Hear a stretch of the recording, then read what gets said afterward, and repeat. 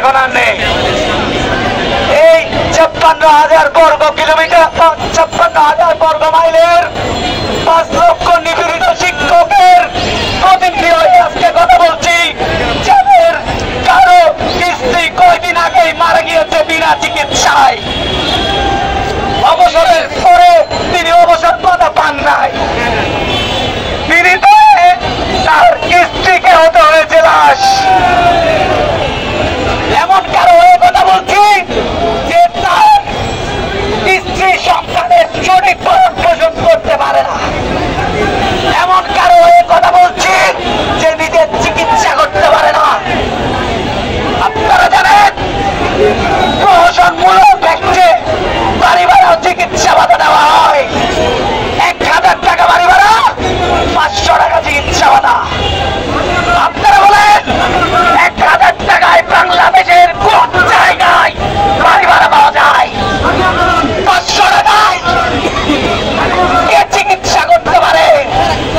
এই প্রহসন আমরা আর মানি না, এই বৈষম্য আমরা আর মানি না। এই রাষ্ট্র সম্পূর্ণভাবে আমাদের মান মর্যাদা দিতে ব্যর্থ হয়েছে। এই প্রশাসন আমাদের মান মর্যাদা দিতে ব্যর্থ হয়েছে। আমরা বলতে চাই না আপনারাও পেশিবাদী আমলের মন্ত্রী এমপিদের মতো আমরা আপনাদেরকে বিশ্বাস করতে চাই। আপনারা শিক্ষক হয়ে উপদেষ্টার দায়িত্ব নিয়েছেন, কিন্তু আপনারা গরিবসী করছেন।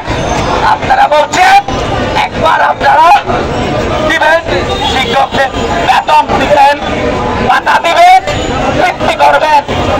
আজকে বাজেটে ওই 13ই আগস্ট কি দিয়েছেন? এই ব্যর্থতা রাষ্ট্রের, এই ব্যর্থতা রাষ্ট্রের রাষ্ট্র আমাদের জনার্দন খরচা দিতে চাই।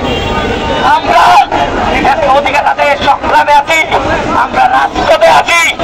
এই রাজপথ আমাদের ঠিকানা হয়েছে আপনাদের অবহেলার কারণে। আপনারা আমাদের ভিখারীদের পর্যায়ে নেমে এনেছেন। আপনারা শিক্ষক আর শিক্ষকদের মধ্যে তেমন কোনো পার্থক্য রাখছেন না। আমরা আপনাদের মাসের 10-20 তারিখে দেওয়া পাশে রুটির জন্য আমরা কৃতজ্ঞ নই, আমরা আর কৃতজ্ঞ নই। আপনারা আমাদের অধিকার দিন, অধিকারের জন্য রাজপথে এসেছি। এই অধিকার আপনাদের দিতে হবে। পাকিস্তান এসে যা বলবে আজকের মধ্যেই আপনাদেরকে সিদ্ধান্ত নিতে হবে। আপনারা আমাদের বুকে নিবেন নাকি পিছনে নিবেন। ধন্যবাদ। আছি এখানে, কথা হবে স্লোগানে।